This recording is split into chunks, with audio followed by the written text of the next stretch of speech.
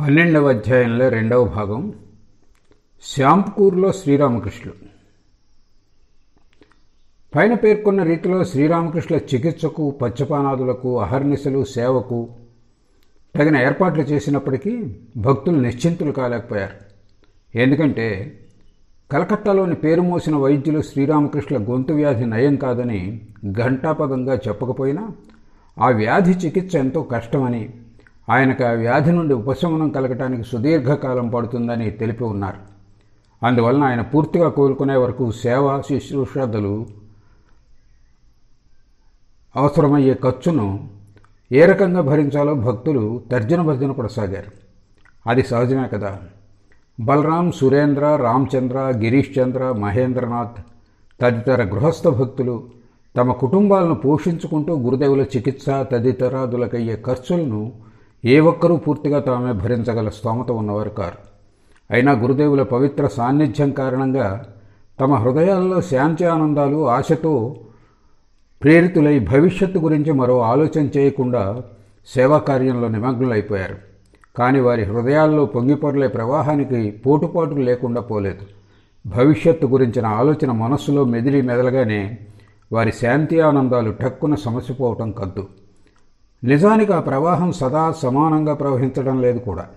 అయినా అటువంటి సమయాల్లో గురుదేవుల అద్భుత ఆధ్యాత్మిక అభివ్యక్తీకరణను వారు చవిచూడటంతో ఆ ఆందోళన ఆశాంతం అదృశ్యమై మళ్లీ వారి హృదయాలు శక్తియుత్సాహాలతో నిండిపోయేవి.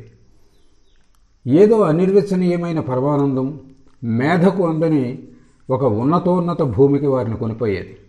అక్కడి దివ్య ప్రకాశంలో వారికి ఇది ద్యోతకమైంది. ఎవరిని తమ జీవిత పరమలక్ష్యంగా స్వీకరించారో ఆయన కేవలం మానవమాత్రుడే కాక ఆధ్యాత్మిక జగత్తు యావత్తుకి ఆశ్రయస్వరూపుడు, సంసార సాగరంలో మునిగిపోతున్న జీవుల పరమగతి, దేవమానవుడు అయిన సాక్షాత్తు నారాయణుడని తేటతెల్లమైంది. అటు గురుదేవుల జన్మ, చేతలు, తపశ్చర్యలు, ఆహార విహారాదులు, అంతెందుకు శారీరక రుగ్మతతో బాధను అనుభవించటం, ఇవన్నీ మానవాళి హితం కోసమే, వారి ఉద్ధరణ నిమిత్తమే అని వారికి స్పష్టమైంది. లేకుంటే జన్మ, మృత్యు, జరావ్యాధి, దుఃఖ దోషాదులకు అతీతుడైన ఆ సత్య సంకల్పునికి, ఆ పరమ పురుషునికి శారీరక రుగ్మత వాటిల్లటం ఏమిటి? సేవించడానికి తమ భక్తులకు ఒక చక్కని అవకాశం ఇవ్వటం నిమిత్తమే ప్రస్తుతం వ్యాధిగ్రస్తునిగా ఉండటం దక్షిణేశ్వరం దాకా వెళ్ళి ఆయన్ని దర్శించుకుని వచ్చే ఆస్కారము, తీరిక లేని జనుల హృదయాల్లో ఆధ్యాత్మిక జ్యోతిని రగిలింప ఆయన ఇప్పుడు వారి మధ్యలోనే నివసించడం. పాశ్చాత్య విద్యా ప్రభావంతో జడవాదులైన మనుషులు ఏ విజ్ఞాన శాస్త్రాన్ని ఆధారం చేసుకుని తాము సర్వజ్ఞులమని, తమకే భయము లేదని భావిస్తూ లౌకిక భోగాలను ఈడేర్చుకోవడం ఒక్కటే జీవిత పరమోద్దేశం అనుకుంటూ ఉన్న అగ్నులలో భగవత్ సాక్షాత్కారం అనే దివ్యజ్యోతిని రగిలించి దాని ప్రకాశంలో తమ పూర్వ భావాలు ఎంత నిమ్మనమైనవో గ్రహించేలా చేసి వారి జీవితాలను త్యాగపథంలో నడిపించడం కోసమే గురుదేవులు ఇప్పుడు రుగ్మతతో పడి ఉన్నారు. అటువంటప్పుడు ధనం కొరత గురించి వారు సంశయించడం ఎందుకు? ఎవరు తమకు సేవించే అవకాశాన్ని కల్పించారో వారే ఆ కొరతను తీర్చగల శక్తిని తమకు ప్రసాదిస్తారని భక్తులు దృఢంగా విశ్వసించసాగారు. పై వ్యాఖ్యానాలు మా భావోద్వేగ జనితాలని పాఠకులు భావించరాదు. శ్రీరామకృష్ణుల దివ్య సాన్నిధ్యంలో భక్తులు పరస్పరం చర్చించుకున్న పై విషయాలు స్వయంగా మేము విన్నవే. ధనం కొరత కారణంగా గురుదేవుల సేవలో లోటు జరుగుతుందేమోనని భక్తులు ఎన్నోసార్లు ఆందోళన చెంది పరస్పరం సంప్రదించుకోవటం, ప్రతిసారి పైన పేర్కొన్నట్లు తమ హృదయాల్లో అద్భుత భావప్రేరణను పొంది ఊరటెళ్లటం కళ్ళారా మేము చూసి ఉన్నాం. ఒక భక్తుడు ఒకసారి ఇలా అన్నాడు: శ్రీరామకృష్ణులు తమ ఏర్పాట్లను తామే చూసుకోగలరు. ఒకవేళ చూసుకోలేకపోయినా మిన్ను విరిగి మీద పడదలే. ఒక ఇటుకపై మరొక ఇటుక పేర్చబడి ఉన్నంత వరకు తన స్వగృహాన్ని చూపుతూ ఇలా అన్నాడు: ఎటువంటి ఆందోళన చెందనక్కర్లేదు. నా ఇంటిని తనఖా పెట్టి ఆయన సేవలకయ్యే ఖర్చును భరిస్తాను. మరొక భక్తుడు ఇలా చెప్పాడు: నా పిల్లల వివాహాలకు లేదా వారు జబ్బు పడినప్పుడు నేను ఎలా ఆ ఖర్చును భరించగలను, అట్లే గురుదేవుల సేవకయ్యే ఖర్చును నేను చూసుకుంటాను. నా భార్య ఒంటి మీద నగా నట్రా ఉన్నంత వరకు అందు గురించి ఆందోళన చెంద పనిలేదు. మరొక వ్యక్తి నోరు తెరిచి ఏది వ్యక్తం చేయకపోయినా తన కుటుంబ ఖర్చులను బాగా తగ్గించి వేసి తద్వారా పొదుపు చేసిన సొమ్మును గురుదేవుల సేవకై వినియోగించసాగాడు. ఆ భావస్ఫూర్తితోనే సురేంద్ర ఇంటి అద్దెను తానొక్కడే భరించాడు. బలరాం, రామచంద్ర, మహేంద్రనాథ్, గిరీషులు కలిసి గురుదేవుల ఆయన్ను సేవించే వారిల అవసరాల కోసం చూసుకోసాగారు. భక్తులు తమ హృదయాల్లో చవిచూస్తున్న దివ్యానందానికి ఆలంబన శ్రీరామకృష్ణులు. అదే ఆలంబన ఇప్పుడు వారిని ఎంతో సన్నిహితులుగా చేర్చి ప్రేమనే త్రాడితో బంధించి వేసింది.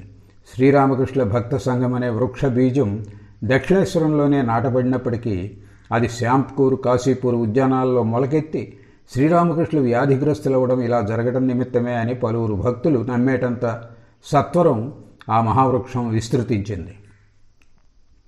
శ్రీరామకృష్ణులు వ్యాధిగ్రస్తులు కావడానికి కారణం, అట్లే మళ్ళీ ఎప్పుడు ఆయన స్వస్థులు కాగలరో అన్న విషయాల గురించి ఇదివరలో భక్తులకున్న ఇతమిత్తం కాని ఆలోచనలు, ఊహాగానాలు రోజులు గడిచే కొద్దీ స్థిరమైన రూపులు దిద్దుకోసాగాయి. అవి వారిని కొన్ని కోవలుగా విభజించాయి. గురుదేవుల జీవితంలో గతంలో జరిగిన అద్భుత సంఘటనలే భక్తుల అభిప్రాయాలకు, ఊహలకు మూల కారణం అనే విషయం సుస్పష్టం. ఒక కోవకు చెందిన భక్తులు యుగావతారులైన శ్రీరామకృష్ణుల శారీరక రుగ్మత నిజమైన వ్యాధి కాదని, అది ఒక కల్పన అని అనుకోవటమే కాక అదే విషయాన్ని బాహాటంగా వెల్లడించారు కూడా. పూర్తిగా తెలిసే ఏదో ఒక విశేష కార్యాన్ని సాధించే నిమిత్తమే ఆ వ్యాధిని కల్పించుకున్నారు కనుక ఎప్పుడు కావాలంటే అప్పుడు మళ్ళీ పూర్వం మాదిరే స్వస్థులు కాగలరని వారు భావించసాగారు. ఈ అభిప్రాయం గల భక్తులకు గిరీష్ చంద్ర ఘోష్ నాయకుడు. ఎవరి అనుల్లంఘనీయమైన ఇచ్ఛాశక్తికి పూర్తిగా లోబడి ఉంటూ జీవితంలో ప్రతి ఒక్క పనిని నెరవేర్చుతున్నారో ఆ జగజ్జనని జగత్ కళ్యాణం నిమిత్తం నిగూఢమైన తన ఒకానొక కార్యం కోసం గురుదేవులను కొంతకాలం వ్యాధిగ్రస్తులను చేసిందని, ఆ ఉద్దేశం శ్రీరామకృష్ణులు స్వయంగా ఎరిగి ఉన్నారో లేదో చెప్పలేం, కానీ ఆమె ఉద్దేశం ఫలించిన తక్షణం ఆయన స్వస్థులు కాగలరని కొందరు భక్తులు ప్రగాఢంగా నమ్మారు. ఇక మరికొందరు భక్తులు అభిప్రాయం, జనన మరణ జరా వ్యాధులన్నీ శారీరక సహజ ధర్మాలు, శరీరం నిలిచి ఉన్నంత వరకు ఇవన్నీ సంభవిస్తాయి. అటువంటప్పుడు దీని వెనక నిగూఢమైన ఏదో రహస్యం ఒకటి ఉందని ఊరికే అపోహపడవలసిన అవసరం లేదు. కళ్ళారా చూస్తున్నంత వరకు శ్రీరామకృష్ణుల గురించిన ఏ విషయాన్ని సైతం తర్కయుక్తంగా విశ్లేషించి అర్థం చేసుకోనంత దాకా మేము ఏమీ అంగీకరించం. గురుదేవులు స్వస్థత పొందే వరకు ప్రాణాలు అర్పించి సేవించడానికి మేము సదా సంసిద్ధులం. అలాగే ఏ ఉన్నత జీవితాదర్శాన్ని ఆయన మాకు చూపారో ఆ మూసలో మా జీవితాలను మలుచుకోవడానికి శాయశక్తులా ప్రయత్నిస్తాం. శ్రీరామకృష్ణుల యువ శిష్యులకు ప్రతినిధిగా ఈ అభిప్రాయాన్ని వ్యక్తం చేసిన వ్యక్తి నరేంద్రుడని ప్రత్యేకంగా చెప్పనక్కర్లేదు.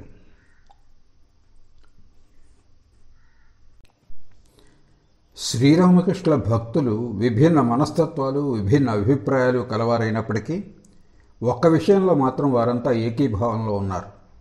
గురుదేవుల ఉదార బోధనల మేరకు తమ జీవితాలను గడపగలిగితే హృదయపూర్వకంగా తమ సేవలను అర్పించి ఆయన అనుగ్రహానికి పాత్రులైతే మానవ జీవిత పరమావధిని పొందగలమనే ప్రగాఢ విశ్వాసం ఆ భక్తులందరిలో పాదుకొని ఉండడం నిర్వివాదాంశం. అందువల్లనే ఒక వర్గం వారు గురుదేవులు యుగావతారులని, మరికొందరు జగద్గురువులని, ఇంకొక వర్గం వారు మానవ రూపంలోని దైవమని నమ్మినప్పటికీ పరస్పర ప్రేమాభిమానాలకు వారిలో కొదువు లేదు. వివిధ రకాల శ్రీరామకృష్ణుల ఆధ్యాత్మిక అభివ్యక్తీకరణలను ధృవీకరించే స్వయంగా మేము చూసిన కొన్ని సంఘటనలను ఇక్కడ పాఠకుల సౌకర్యార్థం పొందుపరుస్తున్నాం. శిష్యులుగా వర్గీకరించబడని దర్శనార్థులు కూడా ఆ సంఘటనలు జరగడం చూసి ఉన్నారు. శ్రీరామకృష్ణుల చికిత్స బాధ్యతను చేకొన్న డాక్టర్ మహేంద్రలాల్ సర్కార్ ఆయనకు స్వస్థత చేకూర్చడానికి శాయశక్తులా ప్రయత్నిస్తున్నాడు. శ్రీరామకృష్ణులను పరీక్షించడానికి ఉదయం, మధ్యాహ్నం, సాయంత్రం రోజు 3 సార్లు రాసాగాడు. ప్రతిరోజు పరీక్ష పూర్తి చేసి ఔషధ నిర్ణయం చేశాక కొంతసేపు శ్రీరామకృష్ణులతో ఆధ్యాత్మిక విషయాల గురించి ముచ్చటించేవాడు. అలా రోజులు గడిచే కొద్దీ శ్రీరామకృష్ణుల ఉదార ఆధ్యాత్మిక భావాల పట్ల డాక్టర్ మహేంద్రలాల్ సర్కారుకు విశేష ఆకర్షణ ఏర్పడింది. దాంతో తీరిక లభించినప్పుడల్లా 2-3 గంటల పర్యంతం గురుదేవుల సాన్నిధ్యంలో గడిపి వెళ్ళేవాడు.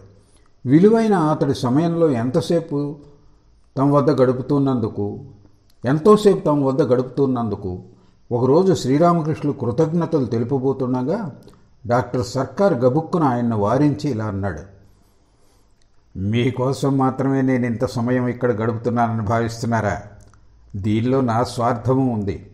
మీతో మాట్లాడుతుంటే నేనెంతో ఆనందం పొందుతున్నాను. గతంలో మిమ్మల్ని చూసినప్పటికీ పనుల హడావిడి కారణంగా మిమ్మల్ని సన్నిహితంగా తెలుసుకునే అవకాశం అప్పుడు లేకపోయింది.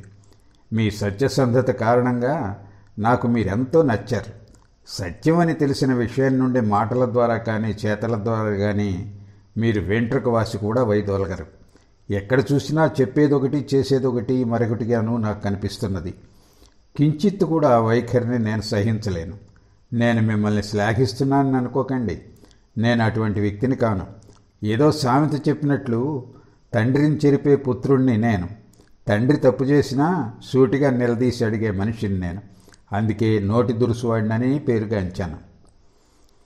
ఆ మాటలు విని శ్రీరామకృష్ణ నవ్వుతూ, అవును, దాని గురించి విన్నాను, కానీ చాలా కాలం నుండి వస్తున్నప్పటికీ దానికి ఇంతవరకు నిదర్శనం దొరకలేదు అని అన్నారు.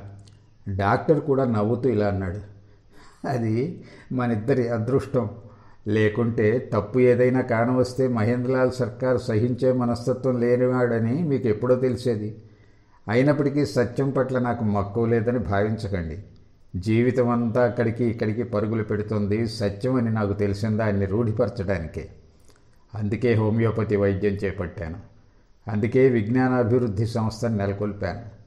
నా పనులన్నీ ఆ సత్యం నిమిత్తమే. ఆ మాటలు విని డాక్టర్ సత్యనిష్ఠుడవడం నిజమైనా అతడి నిష్ఠ అపరావిద్య కోవకు చెందిన సాపేక్ష సత్యాల పట్ల గల నిష్ఠ అని, అంటే ప్రాపంచికమైందని. కానీ శ్రీరామకృష్ణ సత్యనిష్ట యావత్ జీవితం పరావిద్యకు, అంటే బ్రహ్మ విద్యకు చెందింది అని మాలో ఒకరు సూచించడం మా జ్ఞాపకం ఉంది. అతడి మాటలు విని కాస్త ఉత్తేజితుడైన డాక్టర్ ఇలా అన్నాడు, ఇదే మీకున్న రోగం. జ్ఞానపరంగా చూస్తే పరాయి ఏమిటి అపరాయి ఏమిటి? సత్య ప్రకటనలో ఎక్కువ తక్కువలు అనడం అర్థం పర్థం లేని మాటలు. ఒకవేళ అటువంటి భేదం ఉందనుకున్నా అపరావిద్య మూలంగానే పరావిద్యకు చేరక తప్పదని అంగీకరించాలి. ఈ సృష్టికి మూలకారకుడైన భగవంతుణ్ణి ప్రకృతి విజ్ఞానం ద్వారా ఆవిష్కృతమైన ప్రత్యక్ష సత్యాల మూలంగానే స్పష్టంగా తెలుసుకోగలం.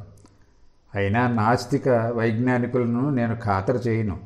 వారు చెప్పేదేమిటో కూడా నాకు అర్థం కాదు. వారి కళ్ళుండి గుడ్డివారు.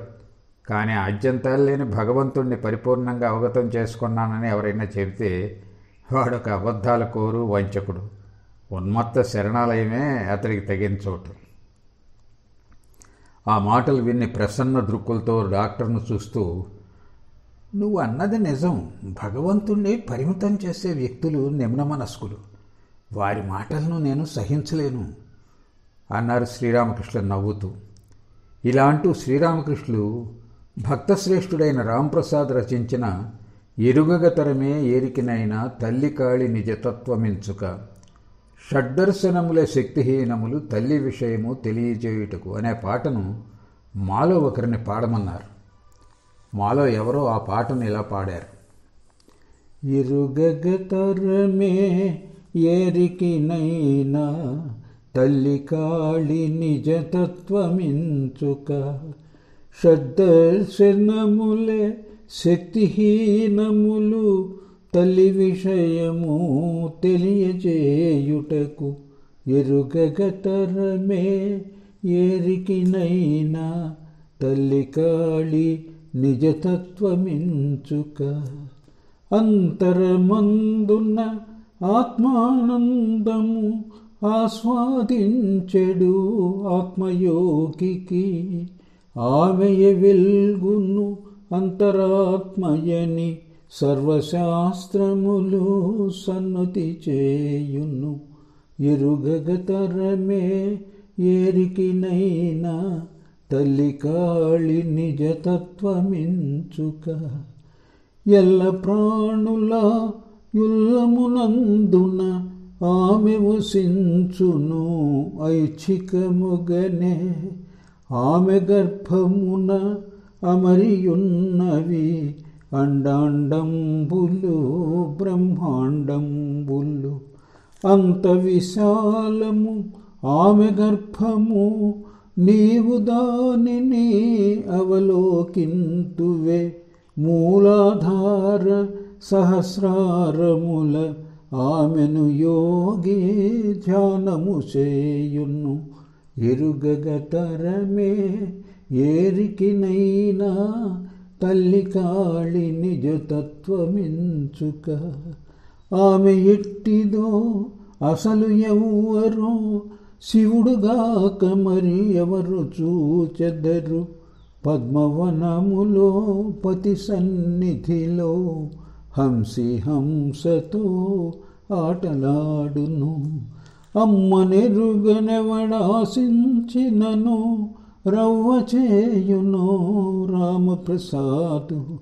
ఆమెనెరుగవలెననుచు తలచుట నవ్వులాట సాగరము నీదుట. ఎరుగగతరమే ఏరికినైనా తల్లి కాళి నిజతత్వమించుక. హృది ఎరిగినను మది ఎరుగక అందమైన చందమామను. హృది ఎరిగినను మది ఎరుగక అందమైన చందమామను. పట్టుకొనుటకై కొట్టుకొనెడు మరుగుజ్జువాని వలె కోరుచున్నది. ఎరుగగతరమే ఏరికినైనా తల్లి కాళి నిజతత్వమించుక. షడ్దర్శనములే శక్తిహీనములు తల్లి విషయము తెలియజేయుటకు. ఎరుగగతరమే ఏరికినైనా తల్లి కాళి నిజతత్వమించుక. ఆ పాటను వింటూ శ్రీరామకృష్ణుల మధ్య మధ్యలో చరణాల అర్థాన్ని డాక్టర్కు హీనస్వరంలో వివరించసాగారు. గాయకుడు హృది ఎరిగినను మది ఎరుగక అని పాడినప్పుడు శ్రీరామకృష్ణులు చప్పున అతన్ని ఆపి, తల్లక్రిందులైంది, మది ఎరిగినను హృది ఎరుగక అని ఉండాలి. భగవంతుణ్ణి తెలుసుకోకూరినప్పుడు అనంతుడైన ఆయన్ని తెలుసుకోవటం తనకు అసాధ్యమని అతడి బుద్ధి సులభంగానే గ్రహిస్తుంది. కానీ అతడి హృదయం మాత్రం అందుకు సమ్మతించదు. ఆయన్ను పొందటానికి సతతం ప్రయత్నిస్తూనే ఉంటుంది అని చెప్పారు. శ్రీరామకృష్ణుల పై వ్యాఖ్యానం విని డాక్టర్ ముగ్ధుడై ఇలా అన్నాడు, నిజం చెప్పారు, బుద్ధి చాలా చెడ్డది. ఏదైనా రవ్వంత అడ్డం వచ్చినా ఇక ముందుకు పోవటం చేత కాదు అని చతికిలపడుతుంది. కానీ హృదయం మాత్రం ససేమిరా ఒప్పుకోదు. ఇన్ని ఆవిష్కరణలకు మున్ముందు చేయబోయే ఆవిష్కరణలకు ఆ హృదయమే కారణం. ఆ పాట వింటూ ఒకరిద్దరు యువకులు భావపారవస్యంలో బాహ్య స్మృతిని కోల్పోవడం చూసి డాక్టర్ వారి వద్దకు వెళ్ళి వారి నాడిని పరీక్షించి గురుదేవులతో, మూర్ఛపోయిన వారిలా వీరు బాహ్య స్మృతి పూర్తిగా కోల్పోయినట్లు కనిపిస్తున్నారు అని అన్నాడు. శ్రీరామకృష్ణులు వారి ఛాతీని తమ చేత్తో నిమురుతూ మెల్లగా వారి చెవుల్లో భగవన్నామం ఉచ్చరించగానే వాళ్ళు బాహ్య స్మృతిని పొందడం గమనించి డాక్టర్ మళ్ళీ గురుదేవులతో, ఇదంతా మీ లీలలా కనిపిస్తున్నది అని అన్నాడు. గురుదేవులు నవ్వి ఇలా అన్నారు, ఇది నా లీల కాదు, భగవత్ సంకల్పం. భార్య, బిడ్డలు, పేరు ప్రతిష్టలు, ధనం ఇత్యాదితో వారి మనస్సులు ఇంకా సావధానతను కోల్పోలేదు. సంకీర్తన వింటూ మనస్సును భగవంతునిలో లీనం చేయగలగటానికి అదే కారణం. వెనుకటి అంశం మళ్ళీ ప్రస్తావనకు వచ్చింది.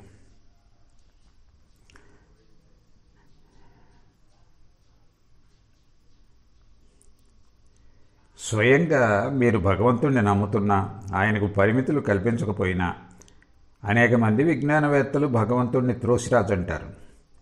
మరికొందరు భగవంతుని ఉనికిని విశ్వసించినా ఆయన తాము భావించే మేరకే ఘనుడని, తాము ఆయనకు ఆపాదించిన మేరకే శక్తివంతుడని ఎలుగెత్తి చాడుతారు అని భక్తులు కొందరు డాక్టర్తో చెప్పారు. అందుకు డాక్టర్ ఇలా జవాబిచ్చాడు, మీరు చెప్పింది ముమ్మాటికి నిజం. జ్ఞానం కారణంగా అలా అంటున్నారని మీరు భావిస్తున్నారా? కాదు. విద్య ఉత్పాదన చేసే ఆవేశం అంటే గర్వం జీర్ణం కాని జ్ఞానం. ఆయన సృష్టించిన ఏవో అల్పమైన వాటిని కనుగొన్నామని ఎంచి విశ్వరహస్యం అంతా తెలిసిపోయిందని విర్రవీగుతారు. ఈ కోవకు చెందిన వారు గొప్ప విద్యావంతులైనప్పటికీ అనుభవశూన్యులు. కానీ రెండు అర్హతలు సంతరించుకున్న వారిలో ఈ విపరీత వైఖరి ఉండదు. నా మటుకు నేను ఎన్నటికీ ఆ రీతిలో యోచించను. ఆ జవాబు విని శ్రీరామకృష్ణులు ఇలా చెప్పారు, నువ్వు అన్నది నిజం. జ్ఞానంతో పాటు నేను పండితుణ్ణి, నేను అవగతం చేసుకున్నదే సత్యం, ఇతరుల అభిప్రాయాలు తప్పు అనే అహం కూడా అబ్బుతుంది. మనిషి నానా బంధనాలతో కష్టపడుతూ ఉంటాడు. విద్యాహంకారం దానిలో ఒకటి. నువ్వు గొప్ప విద్యావంతుడివి, అదృష్టవశాత్తు నువ్వు ఆ రకం అహం నుండి తప్పించుకున్నావు. అందుకు భగవంతుని అనుగ్రహమే కారణం. గురుదేవుల వచనాలు విని డాక్టర్ ఒకంత ఉత్తేజితుడయ్యి ఇలా పలికాడు. నాకు తెలిసింది, అర్థమైంది ఎంతో తక్కువ, అసలు ఏమీ లేదనే చెప్పవచ్చు. కాబట్టి మిడిచిపట్టడానికి ఏముంది? ఇంకా నేను తెలుసుకోవాల్సింది ఎంతో ఉంది. నిజానికి ప్రతి వ్యక్తికి తెలిసిన అనేక విషయాలు నాకు తెలియవు. కనుక దేన్ని కానీ ఎవరి వద్ద నుండి కానీ నేర్చుకోవటానికి నేనేమాత్రం సంకోచించను. ఇలాని రామకృష్ణను చూపుతూ, వీరి నుండి కూడా నేను తెలుసుకోవాల్సిన విషయాలు అనేకం ఉన్నాయని తోస్తోంది. ఆ కోణం నుండి చూస్తే సర్వుల పాదధూళిని స్వీకరింప నేను సిద్ధం. ఆ మాటలు విని గురుదేవులు మమ్మల్ని చూపుతూ, వీరితో మిత్రమా, బ్రతికి ఉన్నంత వరకు నేర్చుకుంటూనే ఉంటాను అని చెప్తూ ఉంటాను అన్నారు. తర్వాత డాక్టర్ను చూపుతూ శ్రీరామకృష్ణులు, ఈయన ఎంత నిరహంకారో మీరు గమనించారా? ఆయనలో సారం ఉండబట్టే అటువంటి వైఖరి ఉంది అని కొనసాగించారు. ఆ తర్వాత డాక్టర్ సెలవు పుచ్చుకొని వెళ్ళిపోయాడు. తమ పట్ల విశ్వాసము, ప్రేమ డాక్టర్లు ఇనుమడించే కొద్దీ శ్రీరామకృష్ణులు ఆయన ఆధ్యాత్మిక మార్గంలో ముందంజ వేయించడంలో ఎంతో శ్రద్ధ వహించసాగారు. పైగా సంస్కారవంతులతోనే మాట్లాడడానికి ఇష్టపడతారనే విషయం ఎరిగి ఉన్న శ్రీరామకృష్ణులు అప్పుడప్పుడు మహేంద్రనాథ్ అంటే గిరీష్ చంద్ర, నరేంద్ర మొదలైన శిష్యులను విద్యావంతుడైన డాక్టర్తో మాట్లాడడానికి పంపేవారు. గిరీష్తో ఆ రీతిలో పరిచయం ఏర్పడ్డాక డాక్టర్ ఒకరోజు గిరీష్ ప్రదర్శించే బుద్ధ చరిత్ర అనే నాటకాన్ని తిలకించి ఆ నాటకాన్ని ఎంతో ప్రశంసించాడు. అట్లే గిరీష్ రచించి ప్రదర్శించిన మరికొన్ని నాటకాలను తిలకించాడు. అదేవిధంగా నరేంద్రుని సంభాషణా చాతుర్యానికి ఎంతో ముగ్ధుడై డాక్టర్ అతన్ని ఒకరోజు భోజనానికి ఆహ్వానించాడు. నరేంద్రునికి సంగీతంలో ఎంతో ప్రావీణ్యం ఉందని తెలుసుకొని తన కోసం ఒకరోజు కొన్ని భక్తి గీతాలు పాడమని డాక్టర్ అతన్ని కోరాడు. అలా కోరిన కొన్ని రోజుల తర్వాత ఒకనాటి మధ్యాహ్నం గురుదేవులను పరీక్షించడానికి డాక్టర్ వచ్చినప్పుడు నరేంద్రుడు 2-3 గంటల సేపు పాడి ఆయన కోరికను తీర్చాడు. నరేంద్రుని పాటలు విని డాక్టర్ పరమానంద భరితుడయ్యాడు. గురుదేవుల వద్ద సెలవు పుచ్చుకోబోతూ నరేంద్రుని ఆశీర్వదించి కౌగలించుకొని ముద్దాడి శ్రీరామకృష్ణులతో, ఇటువంటి యువకుడు భగవత్ సాక్షాత్కార మార్గం అనుసరించడం చూస్తే నాకెంతో ఆనందంగా ఉంది. ఇతడు ఒక రత్నం. తాను చేకూరిన ప్రతి పనిలోనూ ఇతడు రాణిస్తాడు అన్నాడు. అందుమేట గురుదేవులు సంతోషంతో నరేంద్రుని పరికిస్తూ ఇలా అన్నారు. అద్వైతుని ఆర్తనాదాలు విని గౌరాంగుడు నడియాకు వచ్చాడని చెప్పుకుంటారు. ఈసారి జరిగేదంతా అతడి కోసమే. ఆనాటి నుండి గురుదేవులను పరీక్షించడానికి వచ్చినప్పుడల్లా ఆ సందర్భంలో నరేంద్రుడు కనుక అక్కడ ఉండటం తటస్థిస్తే నరేంద్రుని భక్తి గీతాలు కొన్ని వినకుండా మాత్రం డాక్టర్ సెలవు పుచ్చుకుని వెళ్ళేవాడు కాదు. అది శరత్కాలం. వంగదేశంలో దుర్గాదేవి ఉత్సవాల సమయం. ఆ సమయంలో గురుదేవుల వ్యాధి కొన్ని రోజులు తగ్గుముఖం పడుతూ మరికొన్ని రోజులు ప్రకోపిస్తూ అటు ఇటుగా ఓగసాగింది. చికిత్స వలన చెప్పుకోదగ్గ గుణం ఏమీ కానరాలేదు. ఒకరోజు డాక్టర్ పరీక్షించి వ్యాధి ప్రకోపించడం గమనించి, పచ్చంలో ఏదో అవకతవక జరిగినట్లుంది, ఈరోజు మీరేం తిన్నారో చెప్పండి అని ప్రశ్నించాడు. తాము ఆ రోజు ఏం తిన్నారో శ్రీరామకృష్ణులు తెలిపారు. ఆ రోజు ఆయన మామూలుగానే బియ్యం జావా, చారు, పాలు ఉదయాన పుచ్చుకున్నారు. సాయంత్రం పాలు, బార్లీ నీరు పుచ్చుకున్నారు. డాక్టర్ ఆయన పుచ్చుకున్న ఆహార వివరాలు విని, మీరు చెప్తుంది నేను నమ్మను. నేను చెప్పిన పద్యంలో ఏదో మార్పు జరిగింది. సరే, చారులో ఏం కాయగూరలు వినియోగించారో చెప్పండి అని అడిగారు. అందుకు శ్రీరామకృష్ణులు బంగాళాదుంపలు, అరటికాయలు, వంకాయలు, 1-2 కాలీఫ్లవర్ ముక్కలు అని జవాబిచ్చారు.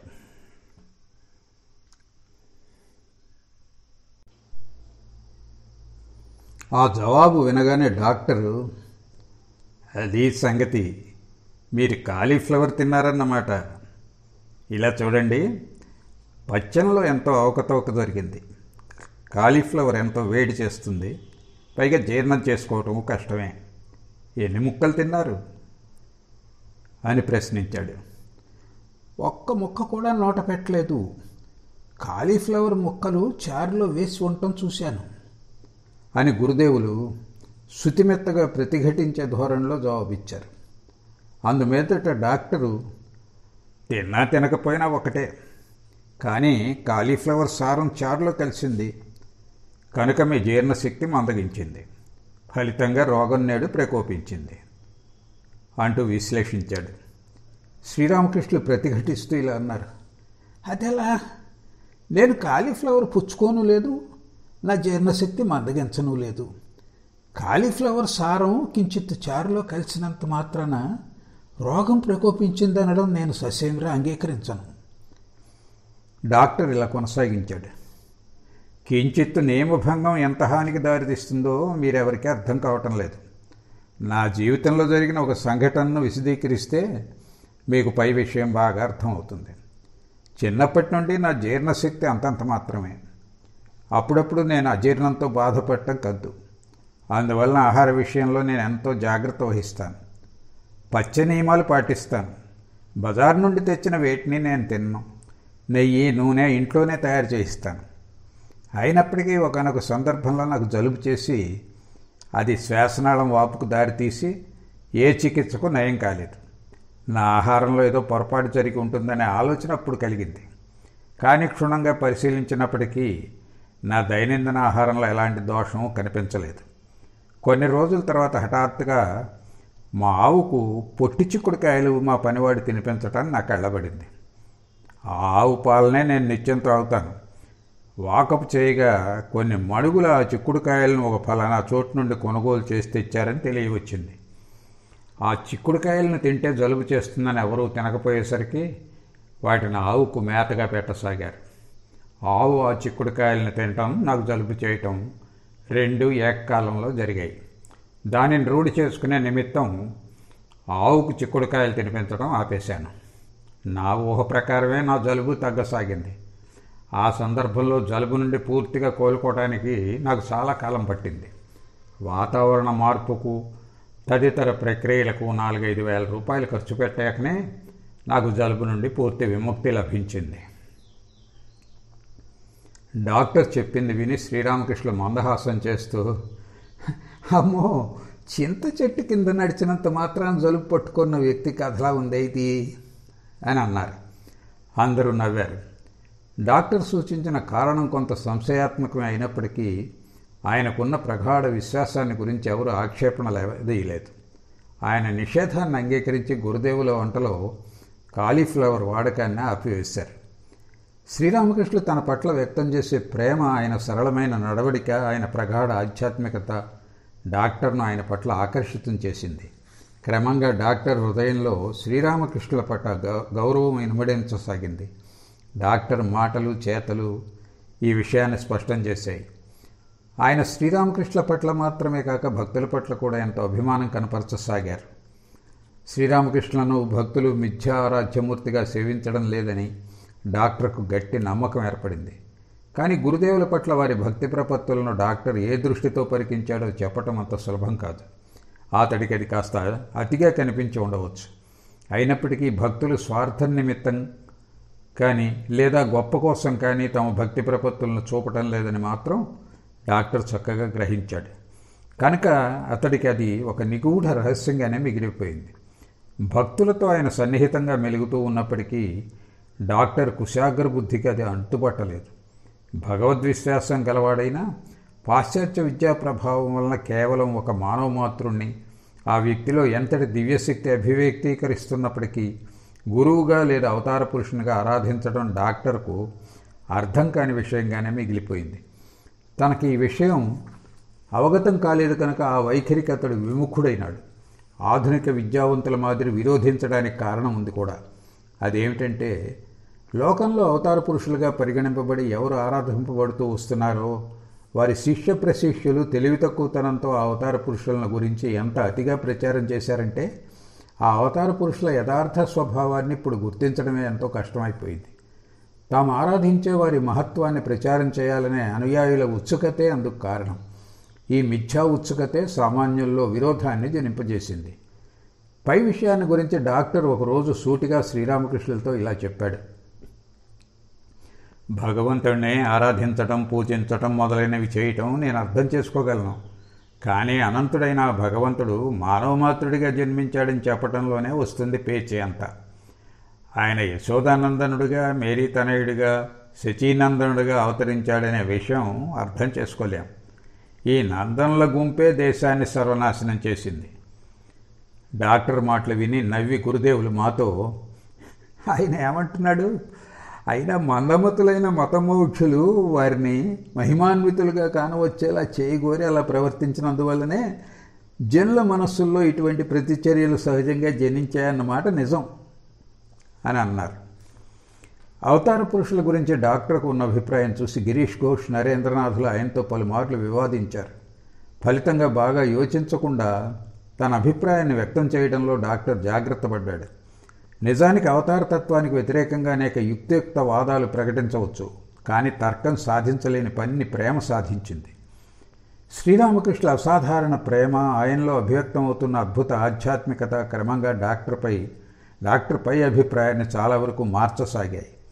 ఆ సంవత్సర దుర్గాపూజ సమయంలో, సంధి పూజా కాలంలో హఠాత్తుగా శ్రీరామకృష్ణులలో అద్భుత శక్తి అభివ్యక్తీకరించడం మేమంతా చూశాం. దాన్ని చూసి పరీక్షించే అవకాశం అప్పుడు డాక్టర్కు లభించింది. ఆయన ఆ రోజు మరో డాక్టర్ మిత్రుడితో వచ్చాడు. భావపారవశ్యంలో ఉన్న శ్రీరామకృష్ణ హృదయ స్పందనాదులను వైద్య పరికరాలతో డాక్టర్ పరీక్షించాడు. ఆయన మిత్రుడు శ్రీరామకృష్ణ కళ్ళు మూతలు పడతాయో లేదో అని పరీక్షించడానికి తెరిచి ఉన్న ఆయన కళ్ళలో వేళ్లను పెట్టడానికి కూడా వెనుకాడలేదు. అలా పరీక్షించి వాళ్ళు నివ్వెరబోయారు. అన్ని రకాల బాహ్యంగా మరణించిన వ్యక్తిలా కానవచ్చే శ్రీరామకృష్ణులు పొందిన సమాధి స్థితిని గురించి తమ విజ్ఞాన శాస్త్రం ఏమీ చెప్పలేకపోతున్నదని వాళ్ళు అంగీకరించగా తప్పలేదు. ఇక పాశ్చాత్య మానసిక శాస్త్రవేత్త సమాధి స్థితిని కేవలం చైతన్యరహిత అవస్థగా భావించడం అతడి అవివేకాన్ని, బేసబైన హఠాన్ని ప్రదర్శిస్తున్నది. భగవంతుని సృష్టిలో అనేక విషయాల మర్మాన్ని ఇప్పటి వరకు పాశ్చాత్య విజ్ఞానము, తత్వశాస్త్రము వివరించలేకపోయాయి. భవిష్యత్తులో సైతం ఆ మర్మాన్ని విశదీకరించడం కూడా సందేహాస్పదమే. బాహ్యంగా మృతుడిగా కానవచ్చిన ఆ సమాధి స్థితి శ్రీరామకృష్ణ మానసికానుభూతులు ఎంత యథార్థాలో అనే విషయం ఇదివరకే చర్చించాం కనుక మళ్ళీ దాన్ని ఇక్కడ ఏకరువు పెట్టడం అనవసరమని భావిస్తున్నాం.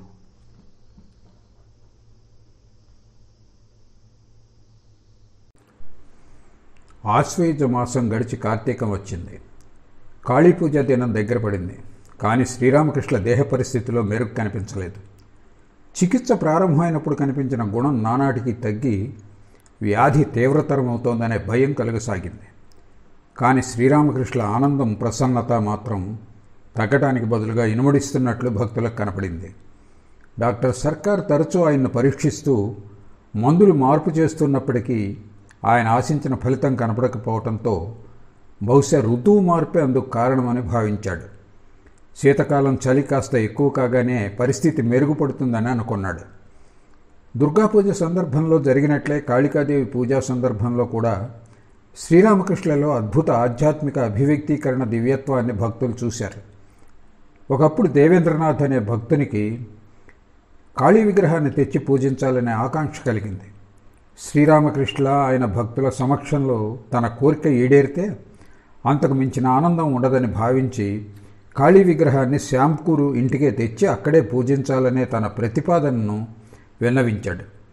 శ్రీరామకృష్ణ సమక్షంలో పూజ నిర్వహిస్తే అది చూసి ఆయన దేహం ఉత్సుకతతో మరింత డసిపోతుందని భక్తులు అతన్ని ఆ విషయంగా ప్రోత్సహించలేదు. భక్తులు తనను ప్రోత్సహించకపోవడం దేవేంద్రుడికి సబబుగానే తోచి అతడు తన ఉద్దేశాన్ని మార్చుకున్నాడు. కానీ కాళీ పూజకు ముందు రోజు హఠాత్తుగా కొందరు భక్తులను పిలిచి శ్రీరామకృష్ణులు, సంక్షిప్తంగా పూజ నిర్వహించడానికి కావలసిన సరంజామాను సేకరించి తీసుకురండి, రేపు కాళీమాతను తప్పక పూజించాలి అని చెప్పారు. ఆయన మాటలు విని భక్తులు ఆనందించి తమలో తాము సంప్రదించుకోసాగారు. పూజా ఏర్పాట్ల గురించి ఆయన ఎటువంటి ఆదేశాలు ఇవ్వనందున భక్తులు తర్జనభర్జన పడసాగారు. పూజ 16 ఉపచారాలతో చేయాలా లేదా పంచోపచారాలతోనా? పూజలో అన్నభోగం అర్పించాలా లేదా? పూజ ఎవరు చేస్తారు? ఇటువంటి సంశయాలతో వాళ్ళు ఏ నిర్ణయానికి రాలేకపోయారు. గంధం, పువ్వులు, ధూపం, దీపం, పండ్లు, మిఠాయిలు సిద్ధం చేసుకుని ఉండాలని చివరికి తీర్మానించారు. ఆ తర్వాత గురుదేవులు ఎలా చేయాలని ఆదేశిస్తారో అలా చేయవచ్చు అనుకున్నారు. పూజ రోజు ఉదయం వరకు శ్రీరామకృష్ణుల వారికి ఎటువంటి ఆదేశం ఇవ్వలేదు. అప్పుడు సమయం రాత్రి 7 గంటలైంది. శ్రీరామకృష్ణులు అప్పటికీ పూజ గురించి ఏం చెప్పకుండా ప్రశాంతంగా తమ మంచం మీద కూర్చుని ఉన్నారు. భక్తులు ఆయన మంచానికి తూర్పు వైపు నేలను శుభ్రం చేసి సేకరించిన పూజా ద్రవ్యాలు తెచ్చి అక్కడ ఉంచారు. దక్షిణేశ్వరంలో ఉంటున్నప్పుడు గంధ పుష్పాదులతో శ్రీరామకృష్ణులు కొన్ని సందర్భాల్లో తమను తామే పూజించుకునేవారు. అలా ఆయన చేయటం కొందరు భక్తులు చూసి ఉన్నారు. ఈరోజు కూడా ఆయన తమ మనశ్శరీరాలనే ప్రతీకల ద్వారా విశ్వచైతన్యాన్ని, దాని శక్తిని పూజిస్తారేమో, లేదా జగజ్జననితో తాదాత్మ్య జ్ఞానం పొంది శాస్త్రానుసారం ఆత్మపూజను నిర్వర్తిస్తారేమోనని నిర్ణయానికి వచ్చారు భక్తులు. అందుకే పూజోపకరణాలను గురుదేవుల మంచం ప్రక్కన అమర్చారు. వారు అలా అమర్చుతున్న శ్రీరామకృష్ణులు వారిని వారించలేదు. క్రమంగా పూజా ద్రవ్యాలన్నీ అక్కడ అమర్చిపెట్టారు. ధూపం వేసి దీపాలు వెలిగించారు. గదంతా కాంతితో, సుగంధ పరిమళాలతో నిండిపోయింది. శ్రీరామకృష్ణులు మౌనంగా నిశ్చలంగా కూర్చుని ఉండటం చూసి భక్తులు ఆయన ప్రక్కన కూర్చున్నారు. కొందరు ఆయన ఆదేశానికి నిరీక్షిస్తూ తదేకంగా ఆయన వైపే చూస్తున్నారు. మరికొందరు జగజ్జననిని ధ్యానించసాగారు. ఆ విధంగా గదిలో నిశ్శబ్దం రాజ్యం చేస్తోంది. గదిలో 30 మందికి పైబడే ఉన్నప్పటికీ గది ఖాళీగా ఉన్నట్లుగా తోస్తున్నది. ఆ విధంగా కొంతసేపు గడిచింది. కానీ శ్రీరామకృష్ణులు స్వయంగా తామే పూజ ప్రారంభించడం కానీ, లేదా పూజ చేయమని మాలో ఎవరికైనా పురమాయించడం కానీ చేయక అప్పటికి నిశ్చలంగా కూర్చుండిపోయారు. యువ భక్తులతో పాటు మహేంద్రనాథ్, రామచంద్ర, దేవేంద్రనాథ్, గిరీష్ ఘోష్ వంటి పెద్దలైన భక్తులు కూడా అప్పుడు అక్కడ ఉన్నారు. పూజ గురించి శ్రీరామకృష్ణులు మౌనంగా ఉండిపోవటం వీరిలో అనేకులను ఆశ్చర్యపరిచింది. 5 పావలా 5 అణాల విశ్వాసం ఉందని శ్రీరామకృష్ణులు తరచూ అభివర్ణించే గిరీష్ మనస్సులో మాత్రం వేరే ఆలోచనలు మెదిలాయి. తమ నిమిత్తం కాళీ పూజను చేసే అవసరం ఆయనకు లేదు. ఒకవేళ అహేతుక భక్తి ప్రేరణతో పూజ చేయాలనే ఆకాంక్ష ఆయనకు జనించి ఉందనుకుంటే మరి ఆయన ఊరికే ఎందుకు కూర్చుండిపోయారు? మరేదో కారణం ఉండి ఉండాలి. తమ దేహాన్ని సజీవ జగజ్జనని ప్రతిమగా ఎంచి భక్తులు పూజించి తరించాలనే ఉద్దేశంతోనేనా ఈ పూజ ఏర్పాట్లు? తప్పకుండా ఇదే అయి ఉండాలి అనే తలపుతో అతడిలో ఉత్సాహం ఉరకలు వేసింది. తక్షణం ఎదురుగా అమర్చి ఉన్న గంధపుష్పాదులను చేతుల్లోకి తీసుకొని జై మా అంటూ శ్రీరామకృష్ణుల పాదపద్మాలకు వాటిని అర్పించాడు. అతడు అలా చేసిన క్షణంలోనే శ్రీరామకృష్ణులు రోమాంచితులై ప్రగాఢ సమాధిమగ్నులైనారు. ఆయన వదనం దివ్య జ్యోతిలా ప్రకాశించసాగింది. ఆయన పెదవులపై దివ్యదరహాసం చిందులు వేస్తున్నది. 2 చేతులు వరాభయ ముద్రలు దాల్చాయి. ఆయనలో జగజ్జనని అభివ్యక్తీకరణ స్పష్టంగా కానవస్తున్నది. శ్రీరామకృష్ణులు భావపారవశులైన తర్వాతే గిరీష్ పుష్పాదులు అర్పించాడని పలువురు భక్తులు భావించారు. అంటే పై సంఘటనలు త్రుటిలో జరిగిపోయినట్లు తెలియవస్తున్నది. కాస్త దూరంలో ఉన్న మరికొందరికి దేదీప్యమానంగా ప్రకాశిస్తున్న దేవీమూర్తి హఠాత్తుగా గురుదేవులుగా ఆవిర్భవించినట్టు అనిపించింది. ఇక భక్తుల ఆనందానికి అవధుల్లేవని ప్రత్యేకంగా చెప్పనవసరం లేదు. అక్కడున్న ప్రతి ఒక్కరూ పళ్ళెరం నుండి ఎలాగో గంధపుష్పాదులు తీసుకొని తమ ఇష్టమంత్రాన్ని ఉచ్చరిస్తూ జయ జయధ్వానాలతో గురుదేవుల పాదపద్మాలను అర్చించసాగారు. అలా కొంతసేపు గడిచిపోయిన తర్వాత శ్రీరామకృష్ణ భావపారవస్యం ఉపశమించి ఆయన పాక్షిక బాహ్యస్మృతిని పొందారు. అప్పుడు పూజ నిమిత్తం తెచ్చిన పండ్లు, మిఠాయిలు మొదలైన వాటిని ఆయనకు సమర్పించారు. ఆయన వాటిలో ఒకంత మాత్రం స్వీకరించి భక్తి జ్ఞానాలు ఇనుమడించాలని వారిని ఆశీర్వదించారు. పిదప గురుదేవుల ప్రసాదాన్ని భక్తులు ఆరగించి రాత్రి బాగా పొరుదుపోయేదాకా మహోత్సాహంతో దేవీ మహత్యాన్ని, నామాన్ని కీర్తిస్తూ భక్తి గీతాలు పాడారు. ఆ సంవత్సరం కాళీపూజ నాడు భక్తులు పొందిన ఆనందం వర్ణనాతీతం. ఇంతకు మునుపు ఎన్నడూ వారంతటి ఆనందాన్ని చవిచూసి ఎరుగరు. ఈ ఆనందోత్సాహం వారి మదిలో శాశ్వతంగా నిలిచిపోయిందని చెప్పడం అతిశయోక్తి కాదు. క్లేశాలు ఎదురైనప్పుడల్లా, మనస్సును నిరాశ నిస్పృహలు ఆవరించినప్పుడల్లా ఆనాటి దివ్య మందహాసంతో ప్రకాశించే గురుదేవుల ప్రసన్నవదనం, వరాభయ ముద్రలు దాల్చిన కరకమలాలతో కూడిన ఆ దివ్య మంగళమూర్తి వారి హృదయాల్లో స్ఫురించేవి. తత్ఫలితంగా భగవంతుని పరిరక్షణలో తాము ఉన్నామనే విశ్వాసం వారిలో మరింత బలపడేది. శ్యాంపూర్లో వసిస్తూ ఉన్నప్పుడు కేవలం విశేషమైన పండగ రోజుల్లో మాత్రమే భక్తులు శ్రీరామకృష్ణుల్లో దివ్యశక్తి అభివ్యక్తం కావటం అనుభూతి చేసుకున్నారనడం సబబు కాదు. కొన్ని రోజులు కాని రోజు సమయం అనే తారతమ్యం లేకుండా ఆయనలో ఆ దివ్యశక్తి అభివ్యక్తం కావటం భక్తులు చూసే ఉన్నారు. ఫలితంగా భక్తుల్లో గురుదేవులు మానవ రూపంలోని దేవుడనే విశ్వాసం నానాటికి బలపడసాగింది. కానీ దివ్య అభివ్యక్తీకరణలు ఎప్పుడూ అందరి ముందు జరిగేవని అనుకోరాదు. కొద్దిమంది భక్తులకే వాటిని ప్రత్యక్షంగా దర్శించే భాగ్యం కలిగేది. తర్వాత వీరి నుండి ఆ సంఘటనలను గురించి విన్న ఇతర భక్తుల్లో ఆ నమ్మకం బలపడసాగిందనే విషయంలో ఎలాంటి సందేహము లేదు. పై విషయాన్ని స్పష్టం చేసే కొన్ని ఉదాహరణలు ఇక్కడ పొందుపరుస్తున్నాం. బలరాం బస్సుకు సంబంధించిన కొన్ని విషయాలు ఇదివరకే ప్రస్తావించున్నాం. శ్రీరామకృష్ణుల పట్ల అతడు అతడి కుటుంబము భక్తి ప్రపత్తులు చెల్లిస్తున్నందున అతడి బంధువులు అతడి పట్ల గుర్రుగా ఉన్నారు. అందుకు కారణం లేకపోలేదు. వీరంతా వైష్ణవులు కావడం వలన ఆ కాలంలో ప్రాబల్యంలో ఉన్న దీక్షాదులు స్వీకరించారు.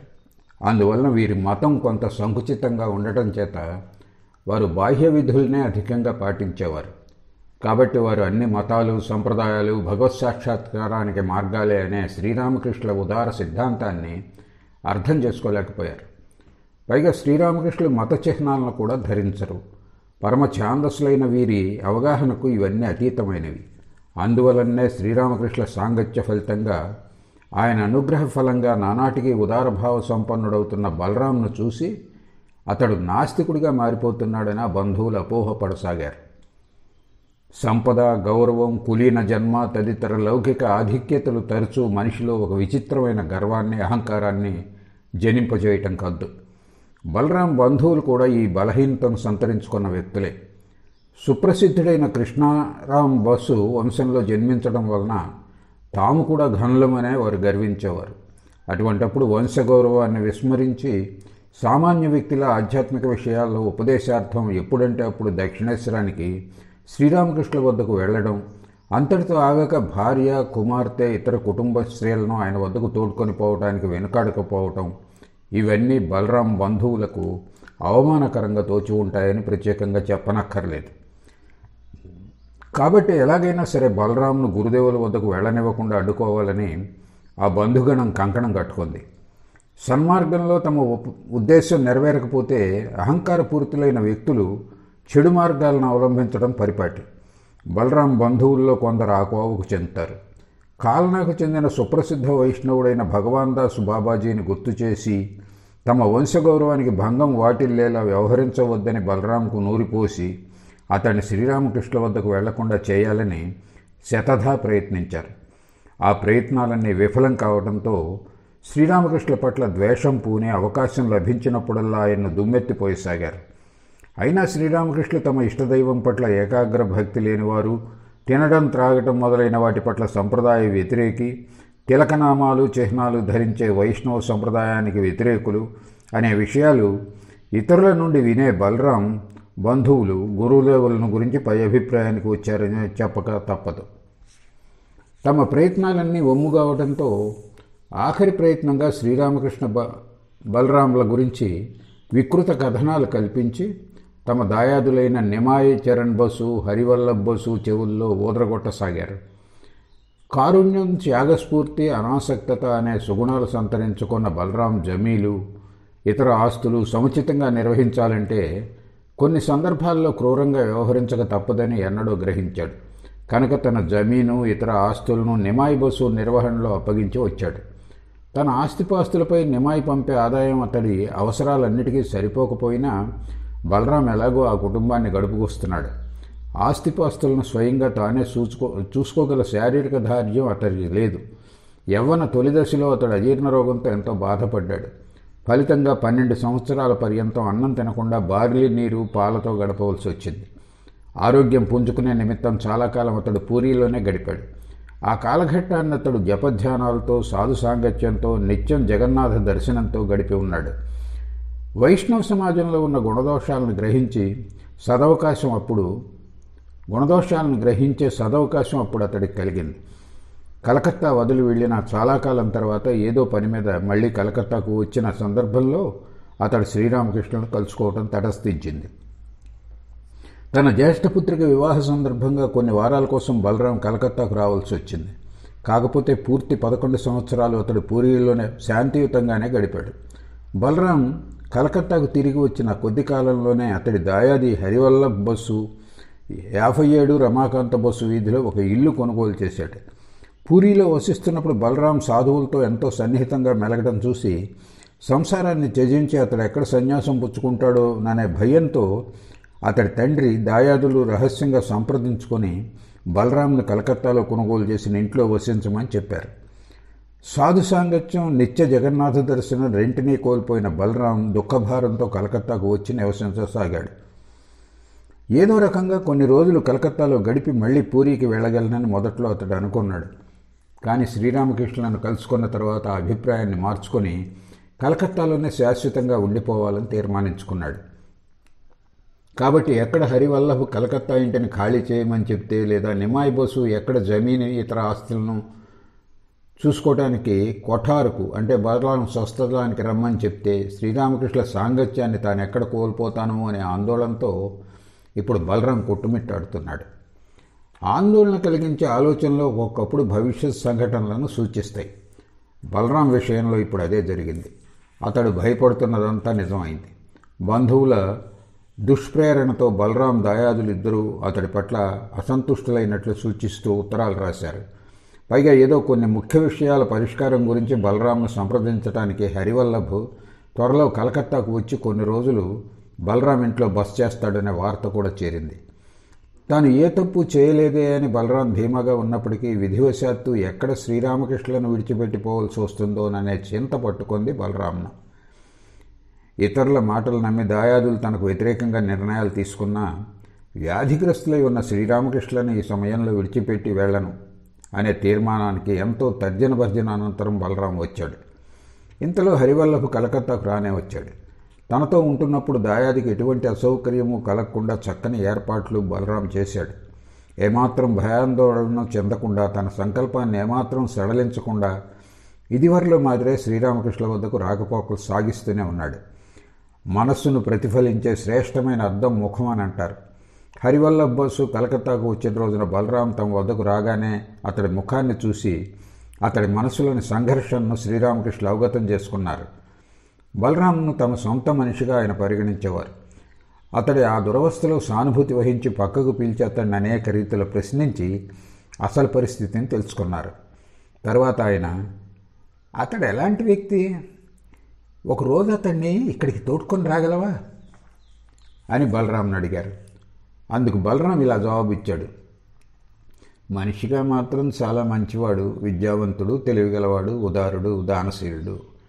సంపన్నులందరిలో సామాన్యంగా కానవచ్చే లోపం అతడిలోనూ ఉంది. చెప్పుడు మాటలు ఇట్టే నమ్మేస్తాడు. ఇతరులు చెప్పిన మాటలు విని నా గురించి తప్పుడు అభిప్రాయానికి వచ్చాడు. కేవలం నేను ఇక్కడికి వస్తున్నాననే అతడు నా పట్ల అసంతుష్టుడై ఉన్నాడు. కాబట్టి నేను రమ్మంటే అతడు ఇక్కడికి రావడం సందేహమే.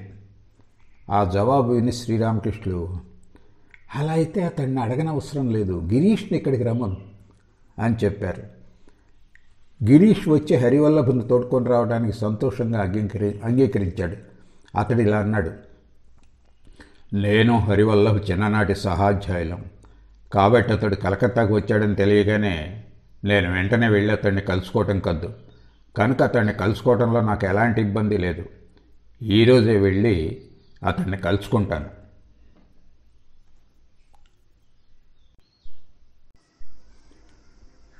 మర్నాడు సాయంత్రం 5 గంటల సమయంలో గిరీష్ హరివల్లభ్ను తోడుకొని వచ్చి శ్రీరామకృష్ణకు పరిచయం చేశాడు. ఇతడు నా బాల్యమిత్రుడు హరివల్లభ్ బసు. కటక్లో ప్రస్తుతం ప్రభుత్వ న్యాయవాదిగా ఉంటున్నాడు. మిమ్మల్ని చూడడానికి వచ్చాడు అని ఆయనతో గిరీష్ చెప్పాడు. శ్రీరామకృష్ణ అతన్ని ఆప్యాయంగా ఆహ్వానించి తన ప్రక్కన కూర్చోబెట్టుకుని ఇలా అన్నారు: నిన్ను గురించి అనేకుల మూలంగా విన్నాను. నిన్ను చూడాలనే కోరిక కలిగింది. నీకు లెక్కలు కట్టే స్వభావం ఉందేమోనని భయపడ్డాను. ఇలా అంటూ గిరీష్తో, నా భయం నిరాధారమైందని ఇప్పుడు తేలింది. ఇతడు బాలుడి వంటి సరళ స్వభావి. ఇతడి కళ్ళను గమనించావా? అంతరంగం భక్తిపూరితం కాకపోతే ఇటువంటి కళ్ళు ఉండటం అసంభవం. ఇలా అంటూ హఠాత్తుగా హరివల్లభను స్పృశిస్తూ, అవును, నాకెంతో ఆప్తుల్లా అనిపిస్తున్నావు. నీ నుండి ఎడంగా ఉండాలని నేను అనుకోలేకపోతున్నాను. గురుదేవుల పలుకులు విని హరివల్లభ ఆయనకు ప్రణామం చేసి పాదధూళి స్వీకరించి, అదంతా మీ అనుగ్రహమే అని అన్నాడు. తర్వాత గిరీష్ ఇలా అన్నాడు, దైవభక్తి ఇతడికి ఉండటం సహజమే. ఎందుకంటే సుప్రసిద్ధ భక్తుల కుటుంబంలో ఇతడు జన్మించాడు. కీర్తిశ్రేష్ఠులైన కృష్ణరాం బసు భక్తిని గురించి జనులు ఎంతగానో ప్రశంసిస్తారు. అతడు ప్రాతస్మరణీయుడు. అతడి దైవభక్తి ఈ ప్రాంతానికి కీర్తి ప్రతిష్టలు కొంతెచ్చిందంటే అతిశయోక్తి కాదు. అటువంటి వంశంలో జన్మించిన వాడు భక్తుడు కాకుంటే మరెవరు భక్తుడవుతాడో చెప్పండి. ఆ తర్వాత దైవభక్తిని గురించి చర్చ ప్రారంభమైంది. భగవంతుని పట్ల విశ్వాసం, భక్తి కేవలం ఆయనపైనే ఆధారపడి ఉండటం, ఇవి సంతరించుకుంటేనే మానవ జీవితం సార్థకం అవుతుందంటూ భక్తి గురించిన వివిధ అంశాలు ముచ్చటించారు శ్రీరామకృష్ణులు. అలా మాట్లాడుతున్నప్పుడే ఆయన భావపారవస్యమగ్నులైనారు. కాసేపటికి పాక్షిక బాహ్య స్మృతిలోకి వచ్చి తరువాత మాలో ఒకరిని ఒక భక్తి గీతం పాడమన్నారు. ఆ పాటలోని అర్థాన్ని హీనస్వరంలో హరివల్లభకు విశదీకరిస్తూ మళ్ళీ ఆయన ప్రగాఢ భావస్థితిలోకి వెళ్ళిపోయారు. పాట పూర్తి అవుతుండగానే అక్కడున్న వారిలో 2-3 యువభక్తులు కూడా భావసమాధి మగ్నులైనారు. ప్రతి ఒక్కరి హృదయాలను కదిలించి వేసిన శ్రీరామకృష్ణుల వచనాలకు ఎంతో ముగ్ధుడైన హరివల్లభ్ కళ్లల్లో ప్రేమాశ్రువులు స్రవించాయి. మునిమాపు వేళైన కాసేపటికి శ్రీరామకృష్ణుల నుండి సెలవు పుచ్చుకొని హరివల్లభ్ వెళ్ళిపోయాడు. దక్షిణేశ్వరంలో ఉంటున్నప్పుడు ఆయన దర్శనార్థం వచ్చిన నూతన వ్యక్తి ఎవరైనా ఆయన సిద్ధాంతానికి వ్యతిరేకంగా వాదించబోయినప్పుడు, లేదా ఏదో ఒక కారణంతో ఎవరైనా ఆయన్ను వ్యతిరేకించాలనే ఉద్దేశంతో వచ్చినప్పుడు నేర్పుగా ఆయన వారిని స్పృశించడం తరచూ మేము చూసి ఉన్నాం. ఆ స్పర్శ ప్రభావంతో తక్షణమే ఆ దర్శనార్థులు ఆయన ఉపదేశాలకు అనుకూలంగా స్పందించేవారు. అంటే వచ్చిన వారందరినీ అలా స్పృశించేవారని భావించరాదు. ఎవరిని చూస్తే ఆయన మనస్సు ప్రసన్నమయ్యేదో అటువంటి వ్యక్తులను మాత్రమే శ్రీరామకృష్ణులు స్పృశించేవారు. అలా స్పృశించడానికి కారణం ఏమిటో తమంత తామే ఆయన ఒకరోజు చెప్పారు. అహంకారానికి వశవర్తులయ్యో లేదా ఆత్మన్యూనతా భావంతోనో మనుషులు ఇతరుల వచనాలను అంగీకరించడానికి ఇష్టపడరు. ఇలా అంటూ తమ శరీరాన్ని చూపుతూ, కానీ ఈ లోపల ఉన్న వ్యక్తిని అటువంటి వ్యక్తులు తాకిన మరుక్షణమే దైవీశక్తి ప్రభావం వలన ఆ అహంకారం మళ్ళీ తలెత్తదు. పడగెత్తి బొస కొడుతున్న పాము ఒక ప్రత్యేక వనమూలిక స్పర్శ చేత ఎలా తలదించి వేసుకుంటుందో అలాగే ఇదిను. మాటల సందర్భంలో నేర్పుగా నేను అటువంటి వారిని స్పృశించడానికి కారణం అదే. శ్రీరామకృష్ణుల పట్ల అమిత గౌరవభావంతో అంతకుముందు తనలో ఉన్న వైఖరికి పూర్తిగా విరుద్ధంగా నాడు శ్రీరామకృష్ణుల వద్ద సెలవు పుచ్చుకొని వెళుతున్న హరివల్లభ బస్సును చూసి శ్రీరామకృష్ణుల పై వచనాలు మాకు చటుక్కున జ్ఞప్తికి వచ్చాయి. శ్రీరామకృష్ణులను దర్శించడంలో బలరాం తప్పు చేస్తున్నాడనే ఆలోచన అతడి దాయాదుల మనస్సుల్లో మళ్లీ తలెత్తలేదనే విషయం ప్రత్యేకంగా చెప్పనక్కర్లేదు. శ్యాంపూర్లో ఉంటున్నప్పుడు శ్రీరామకృష్ణుల శారీరక పరిస్థితి దిగజారసాగింది. దాంతోపాటు ఆయన్ని దర్శించి అనుగ్రహం పొందాలని వచ్చే భక్తుల సంఖ్య అధికం కాసాగింది. హరిశ్చంద్ర, ముస్తఫీ, మణీంద్రనాథ్ గుప్తా మొదలైన గృహస్థ భక్తులు, యువభక్తులైన శారదా ప్రసన్న అంటే కాలాంతరంలో స్వామి త్రిగుణాతీతానంద వంటి తదితరులు శ్రీరామకృష్ణులను ప్రప్రథమంగా ఇక్కడే చూశారు. మళ్ళీ స్వామి అభేదానంద మొదలైన వారు 1-2 సార్లు శ్రీరామకృష్ణులను దక్షిణేశ్వరంలో చూసినప్పటికీ ఆయనతో సన్నిహిత సాంగత్యం కలిగే అవకాశం వారికి ఇక్కడే లభించింది. ఇలా క్రొత్తగా వచ్చిన వారి గత సంస్కారాలను, నైజాన్ని గమనించి శ్రీరామకృష్ణులు వారికి భక్తి ప్రధాన మార్గాలెన్నో లేదా జ్ఞానంతో కూడిన భక్తి మార్గాలెన్నో నిర్దేశించేవారు. అవకాశం లభించినప్పుడల్లా వారికి ఏకాంతంలో ఉపదేశాలు ఇచ్చి ఆధ్యాత్మిక మార్గంలో వారు పురోగమించేలా ప్రేరేపించేవారు. ఓ రోజు శ్రీరామకృష్ణులు ఒక యువకునికి భగవంతుని సాకార నిరాకార రూపాల్లో ధ్యానించడానికి యోగ్యమైన ఆసనాదులను ప్రదర్శించి చూపిన విషయం మాకు తెలుసు. పద్మాసనం వేసుకుని ఎడమ చేతి మీద కుడి చేయి ఉంచి 2 చేతులను ఛాతీ దాకా ఎత్తి కళ్ళు మూసుకొని ఆయన సాకార భగవంతుని ధ్యానించడానికి ఈ ఆసనం ఎంతో యోగ్యమైంది అని అన్నారు. తదుపరి పద్మాసనం వేసుకొని కుడి ఎడమ చేతులను కుడి ఎడమ మోకాళ్ల మీద ఉంచి చూపుడు వేలును బొటన వేలుతో జచ్చేసి అంటే జ్ఞానముద్రతో దృష్టిని భ్రూమధ్యంలో స్థిరం చేసి ఇది నిరాకార ధ్యానానికి శ్రేష్టమైన ఆసనం అని ఆయన తెలిపారు. అలా చెప్తూ ఉండగానే ఆయన సమాధిమగ్నులయ్యారు. కాసేపు అయ్యాక బలవంతంగా మనస్సును మామూలు స్థితికి దింపి, ఇక చూపటం సాధ్యం కాదు. ఇలా కూర్చోగానే నా మనస్సు తన్మయమై సమాధిలో లీనమైపోతున్నది. దేహంలోని వాయువులు ఊర్ధ్వగాములు కావటం వలన పైకెగసి గొంతులోని గాయాన్ని బాధిస్తున్నాయి. అందుకే సమాధి స్థితిలోకి పోకుండా అప్రమత్తంగా ఉండాలని డాక్టర్ మరీ హెచ్చరించాడు అని చెప్పారు. శ్రీరామకృష్ణ మాటలు విని ఆ యువకుడు ఎంతో బాధపడి, ఇవన్నీ ఎందుకు ప్రదర్శించి చూపారు, నేను అడగలేదు కదా అని అన్నాడు. అందుకైనా, అది నిజమే, కానీ ఒకంతైనా ప్రదర్శించి చూపకుండా వివరించకుండా ఉండగలనా అని జవాబిచ్చారు. శ్రీరామకృష్ణ అపార కరుణను భావపారవస్యాన్ని అమితంగా ఇష్టపడే ఆయన మనస్సును గురించి ఆలోచించిన ఆ యువకుడు విస్తుపోయాడు. శ్రీరామకృష్ణ చేతలన్నిటిలోనూ ఒక అనుపమానమైన మాధుర్యం ఏ మేరకు కానవచ్చేదంటే, క్రొత్తగా వచ్చే అనేకులు దానిని చూసి ఇట్టే ఆకర్షితులైపోయేవారు. ఇందుకు ఒక ఉదాహరణగా ఒక సంఘటనను పొందుపరుస్తున్నాం.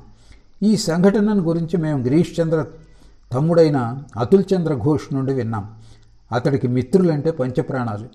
ఆ సంఘటనను అతడి మాటల్లోనే పొందుపరచడానికి ప్రయత్నిస్తాం. ఉపేంద్ర నా ఆప్తమిత్రుడు. అతడు సబ్జడ్జిగా మరో రాష్ట్రంలో పనిచేస్తుండేవాడు. శ్రీరామకృష్ణలతో నాకు పరిచయం కలిగిన తర్వాత, ఈసారి నువ్వు ఇంటికి వచ్చినప్పుడు నీకు ఒక అద్భుతం చూపిస్తాను అని అతడికి ఉత్తరం రాశాను. అతడు క్రిస్మస్ సెలవుల్లో ఇంటికి తిరిగి వచ్చినప్పుడు ఆ సంగతి నాకు జ్ఞాపకం చేశాడు. అప్పుడు అతడితో ఇలా చెప్పాను, శ్రీరామకృష్ణ పరమహంస గారిని నీకు పరిచయం చేయాలనుకున్నాను, కానీ ఆయన ప్రస్తుతం తీవ్ర అనారోగ్యంతో శ్యాంపూర్లో ఉంటున్నారు. డాక్టర్లు ఆయన్ని మాట్లాడకూడదని నిషేధించారు.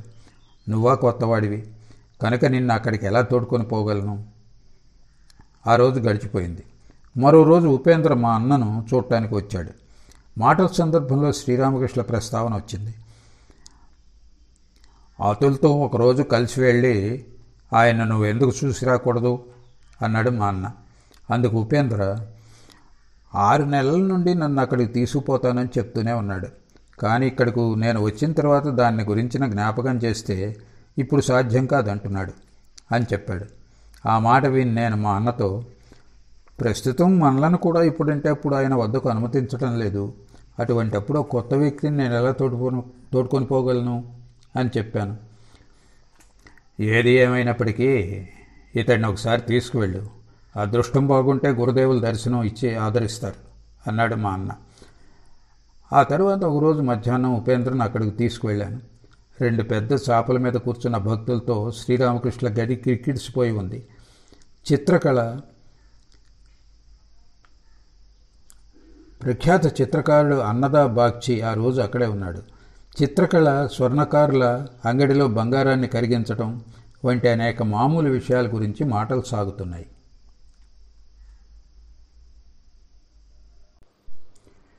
స్వర్ణకారులు వెండి బంగారాలను అపహరించడంలో ప్రదర్శించే నైపుణ్యాన్ని గురించి శ్రీరామకృష్ణ అప్పుడప్పుడు మాకు ఒక కథ చెప్పేవారు. అతుల్ ఘోష్ ప్రస్తావిస్తున్నది ఆ కథనే.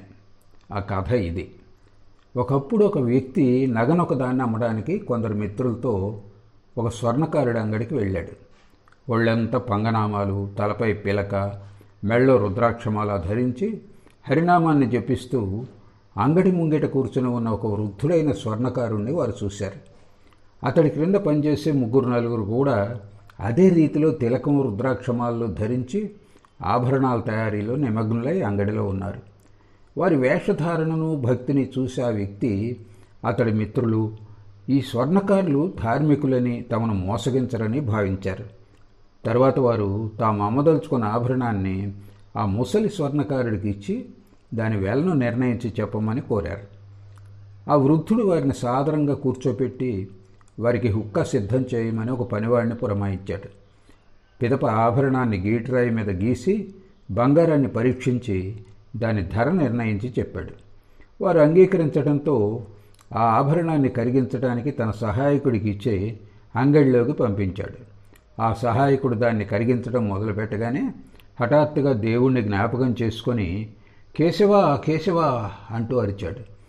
భగవద్భావంలో ఉప్పొంగిపోతూ ఆ ముసలి స్వర్ణకారుడు కూడా గోపాల గోపాల అంటూ కేకలు పెట్టాడు. అంగడిలో ఉన్న ఒక సహాయకుడు తక్షణమే హరి హరి హరి అని కేకలు వేశాడు. ఈలోపు కొత్తగా వచ్చిన ఖాతాదారులకు హుక్కా సిద్ధం చేసి ఇచ్చినవాడు అంగడిలోకి పోతూ హర హర హర అన్నాడు బిగ్గరగా. ఇతడు అలా బిగ్గరగా చెప్పగానే బంగారాన్ని కరిగిస్తున్నవాడు కరిగిన కొంత బంగారాన్ని చాకచక్యంగా తన ముందున్న నీళ్లకొండలో పారబోశాడు. కానీ ఈ స్వర్ణకారులు భగవన్నామాలను విపరీతార్థాలతో ఉపయోగిస్తున్నారనే విషయం పాపం ఆ నగలు అమ్మడానికి వచ్చిన వ్యక్తులకు అర్థం కాలేదు. కేశవ అనడానికి బదులుగా కేశబ్ అంటే వంగ భాషలో వచ్చిన వారెవరు అని అర్థం. మరో విధంగా చూస్తే వచ్చిన వారు తెలివైనవారా లేదా దద్దమ్మలా అని తెలుసుకోగోరారు. ఆ ప్రశ్నకు ఆ వృద్ధుడు గోపాల అంటే ఆవుల మంద లేదా దద్దమ్మలనే అర్థంలో జవాబు ఇచ్చాడు. హరిహర అనే పదాలను హరించన అనే అర్థంలోనూ కాజయ్ అనే అర్థంలోనూ ప్రయోగించారు. అమ్ముకోవడానికి వచ్చిన ఆ వ్యక్తులు ఈ స్వర్ణకారుల బాహ్యంగా కానవచ్చే దైవభక్తిని నిష్టను చూసి సంతోషించి పొగ త్రాగుతూ కూర్చున్నారు. ఆ తర్వాత కరిగించిన బంగారాన్ని తూయించి ధర ప్రకారం పైకం పుచ్చుకొని తమ దారిని తాము వెళ్ళిపోయారు. అధరచంద్రసేను శ్రీరామకృష్ణ గొప్ప గృహస్థ భక్తుల్లో ఒకడు. ఓ రోజు అతడి ఇంట్లో వంగదేశ సుప్రసిద్ధ నవలాకారుడు బంకించంద్ర గురుదేవులను కలుసుకున్నాడు. భగవంతుడంటే అనేక సంశయభావాలున్న బంకిం ఆ రోజు మతాన్ని గురించి అనేక క్లిష్ట ప్రశ్నలను గురుదేవులను అడిగాడు. ఆ ప్రశ్నలకు శ్రీరామకృష్ణులు సముచిత సమాధానాలు ఇచ్చిన తర్వాత బంకింతో ఆయన పరిహాసంగా పేరులోనే కాక చేతల్లో కూడా నువ్వు బంకింవే అని అన్నారు. వంగ భాషలో బంకిం అంటే అవకతవక లేదా వంగి ఉండటం అని అర్థం. గురుదేవుల సమాధానాలతో సంతృప్తుడైన బంకిం, మహాశయ మీరొక రోజు తప్పక కంఠల్పాడాలోనే మా ఇంటికి వేయించేయాలి. భగవంతుని పూజాదికలకు అక్కడ తగిన ఏర్పాట్లున్నాయి. మేమంతా హరినామస్మరణ చేస్తాం అని అన్నాడు. మళ్ళీ పరిహాసపూర్వకంగా శ్రీరామకృష్ణులు, హరినామాన్ని ఎలా స్వీకరిస్తారు? ఆ స్వర్ణకారులు స్వీకరించిన రీతిలోనా అని అడిగారు. ఇలా అంటూ గురుదేవులు పై కథ చెప్పారు. ఆ కథ విని అంతా కడుపుబ్బ నవ్వుకున్నారు. చాలాసేపు మేము అక్కడ కూర్చున్నప్పటికీ అటువంటి వ్యర్థ ప్రసంగాలతోనే కాలం గడిచింది. అప్పుడు నేను ఇలా ఆలోచించాను, ఈరోజు ఈ కొత్త వ్యక్తిని తోడుకొని వచ్చాను. ఈరోజే వ్యర్థ ప్రసంగాలతో కాలం గడిచిపోతున్నది. గురుదేవులను గురించి ఇతడు ఏమనుకుంటాడు? నేను విసుగు చెందసాగాను. మధ్య మధ్యలో నా మిత్రుడు ఉపేంద్ర వంక బెరుగ్గా చూడసాగాను. కానీ అతడి ముఖంలో ఆ ప్రసంగాలను ఆనందంగా వింటున్న ధోరణి ద్యోతకమైంది. ఇక పోదామని అతడికి సైగ చేశాను. కానీ కాసేపు ఉండమని అతడు సైగ ద్వారా తెలిపాడు. 2-3 సార్లు నేను సైగ చేసిన తర్వాత అతడు లేచి నా వద్దకు వచ్చాడు. అప్పుడు అతడిని, ఇంతసేపటి నుండి ఏం వింటున్నావు? ఏముంది ఆ మాటల్లో వినటానికి? నిన్ను బాంగాళ్ళని మేము ఊరికేనా పిలుస్తున్నాం అని అడిగాను. అలా మేము అతన్ని సంబోధించడానికి కారణం అతడి నుదుటి మీద పచ్చబొట్టు ఉండటమే. అందుకతడు, కాదు, వినడానికి ఎంతో ఇంపుగా ఉంది. విశ్వజనీన ప్రేమను గురించి నేను ఇంతకు మునుపు విని ఉన్నాను, కానీ ఎవరిలోనూ దాని అభివ్యక్తీకరణ ఎన్నడూ చూడలేదు. అటువంటి చిన్న చిన్న విషయాల్లో అంత ఆనందం పొందుతున్న ఈయనలో దానిని నేడు చూశాను. మళ్ళీ ఒకసారి రావాలి, ఆయన్ను 3 ప్రశ్నలు అడగాలి అని జవాబిచ్చాడు. మరునాటి ఉదయం నేను మళ్ళీ ఉపేంద్రుడిని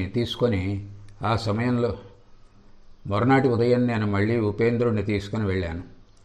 ఆ సమయంలో గురుదేవుల వద్ద దాదాపు ఎవరూ లేరనే చెప్పాలి. 1-2 సేవకులు, మా బావ మల్లిక్ మాత్రం ఉన్నారు. బయలుదేరే ముందే, అడగవలసిందేమో నువ్వే అడుగు, అప్పుడే నీకు తృప్తికరంగా జవాబులు లభిస్తాయి. మరెవరి మూలంగానూ మాత్రం ప్రశ్నలను అడిగించవద్దు అని పదే పదే ఉపేంద్రను హెచ్చరించాను. కానీ అతడు బిడియపడిన యుద్ధం గలవాడు. వద్దని చెప్పిన పనే చేశాడు. మల్లిక్ ద్వారా తన ప్రశ్నలను అడిగించాడు. గురుదేవులు ఏదో సమాధానం చెప్పారు. ఆ సమాధానం అతడికి సంతృప్తిని కలిగించలేదని అతడి ముఖమే చెప్పక చెప్పింది. అప్పుడు అతడితో మెల్లగా, మరి ఇంకేమవుతుంది, నిన్నే అడగమని పదే పదే చెప్పలేదా? నువ్వే స్వయంగా ఆయన్ని ఎందుకు ప్రశ్నించవు? నీ ప్రశ్నలు అడగడానికి ఒక న్యాయవాదిని నియమించుకోవాలా అని అన్నాను. ఉపేంద్ర ధైర్యం పుంజుకొని స్వయంగా శ్రీరామకృష్ణులను, మహాశయ, భగవంతుడు సాకారుడా లేదా నిరాకారుడా? ఆయన 2 అయిన పక్షంలో ఏకకాలంలో పరస్పర విరుద్ధమైన స్వభావాలను ఎలా కలిగి ఉంటాడు అని ప్రశ్నించాడు. ఆ ప్రశ్నకు వెంటనే శ్రీరామకృష్ణులు, మంచుగడ్డ నీరులా భగవంతుడు సాకారుడు నిరాకారుడు కూడా అని జవాబిచ్చారు. ఉపేన్ కళాశాలలో విజ్ఞాన శాస్త్రం అభ్యసించాడు కాబట్టి ఆ ఉదాహరణ అతడికి ఎంతో తృప్తినిచ్చింది. గురుదేవులు ఇచ్చిన జవాబును విజ్ఞాన శాస్త్ర సహాయంతో అవగతం చేసుకుని ఉపేంద్ర ఎంతో సంతోషించాడు. ఆ ఒక్క ప్రశ్నే అడిగి అతడు ఊరకుండిపోయాడు. పిదప గురుదేవులకు ప్రణామం చేసి సెలవు పుచ్చుకొని బయటకు వచ్చేశాడు. బయటికి రాగానే, ఉపేంద్ర, 3 ప్రశ్నలు అడుగుతానన్నావు కదా, ఒక్క ప్రశ్నే అడిగి ఎందుకు వచ్చేసావు అని అడిగాను. అందుకతడు, అర్థం కాలేదా, ఆ ఒక్క జవాబులోనే నా 3 ప్రశ్నలకు సమాధానం లభించింది అని చెప్పాడు. సోదరుడైన రామ్ అంటే రామచంద్రదత్త పెందలకడనే భోజనం చేసి ఆఫీసు దుస్తులను సంచిలో వేసుకొని తరచూ శ్రీరామకృష్ణ వద్దకు వస్తూ ఉండటం బహుశా మీ జ్ఞాపకం ఉండవచ్చు. అలా వచ్చి 1-2 గంటలు అక్కడ గడిపి తర్వాత ఆఫీసు దుస్తులు ధరించి వెళ్ళిపోయేవాడు. ఆ రోజు గురుదేవులు ఉపేంద్రుని ప్రశ్నకు సమాధానం చెబుతున్నప్పుడు హఠాత్తుగా రామ్ అక్కడికి వచ్చి ఆఫీసు దుస్తులు ధరిస్తూ గురుదేవుల మాటలు విన్నాడు. తర్వాత మేమిద్దరం బయటికి రాగానే రామ్, సోదరా అతుల్, ఉపేన్ను నా వద్దకు తోడుకొనిరా. అతడి ప్రశ్నకు గురుదేవులు ఇచ్చిన జవాబును అతడు అర్థం చేసుకోలేడు. శ్రీరామకృష్ణ వచనాలను అవగతం చేసుకోవాలంటే నా తత్వప్రకాశిక పుస్తకాన్ని అతడు చదవాలి అని చెప్పాడు. అతడి మాటలు నాకు చిరాకు పుట్టించాయి. నేను నిస్సంకోచంగా, మాకంటే 7 సంవత్సరాల ముందు నుండే మీరు గురుదేవుల వద్దకు వస్తూ ఉన్నది నిజమే కదా, శ్రీరామకృష్ణ వచనాల నుండి అతడు సత్యాన్ని అర్థం చేసుకోలేడని, మీ పుస్తకం నుండి మాత్రమే గ్రహించగలడని ఎలా చెప్పగలుగుతున్నారు? గురుదేవులు విశదీకరించలేని విషయాన్ని మీ పుస్తకం విశదీకరిస్తుందా? ఎంత విపరీత ధోరణి! కానీ మీ పుస్తకాన్ని ఉపేంద్రకు నిరాక్షేపణీయంగా ఇవ్వండి, అది వేరే విషయం అని చెప్పాను. ఆ మాటలతో రామ్ సిగ్గుపడి పుస్తకాన్ని ఉపేంద్రకి ఇచ్చాడు.